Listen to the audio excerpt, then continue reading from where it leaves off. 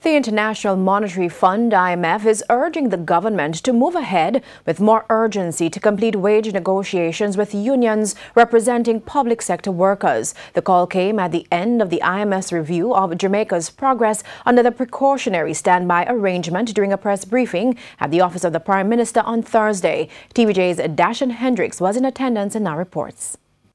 An IMF team in the country for the past 2 weeks gave the thumbs up to the government's dogged pursuit of economic reforms and made an additional $180 million available for drawdown as a reward. But IMF Mission Chief to Jamaica, Uma Ramakrishnan, was not mincing words when it came to public sector wage negotiations. The IMF wants those negotiations to be concluded quickly. Further delays pose significant risks and uncertainty to the government's fiscal accounts. Finance Minister Audley Shaw laid blame on the unions. He indicated talks which are underway were slow to start because of the tardiness of the unions. We were actually awaiting the submissions from the various groups, the claims. So the Minister, Roger Spencer, is here with us, and he is very much deeply engaged at this time. I know he has met with the teachers already, has met with the police at least 2 occasions now, and there's a whole program of meetings over the next few weeks.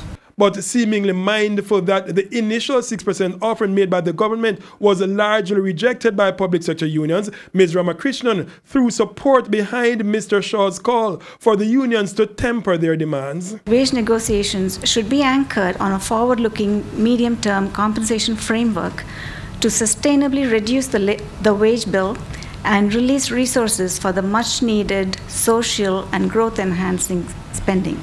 But the wage bill was not the only thing the IMF official took aim at. Going forward, it is important to rethink the extensive and inequitable system of allowances and the overall pay structure in the public sector. Reaching a speedy conclusion and reviewing compensation in the public sector were not the only issues the government was publicly called out on by the IMF. The reforms to a large and inefficient public sector in Jamaica cannot be delayed much further. The Finance Minister Audley Shaw agreeing, saying the reforms are necessary for meaningful growth to take place. These are difficult tasks, but the government remains firmly committed to implementing them. The Prime Minister as well signaling the political will to get them done. Some of these reforms should have been done years ago.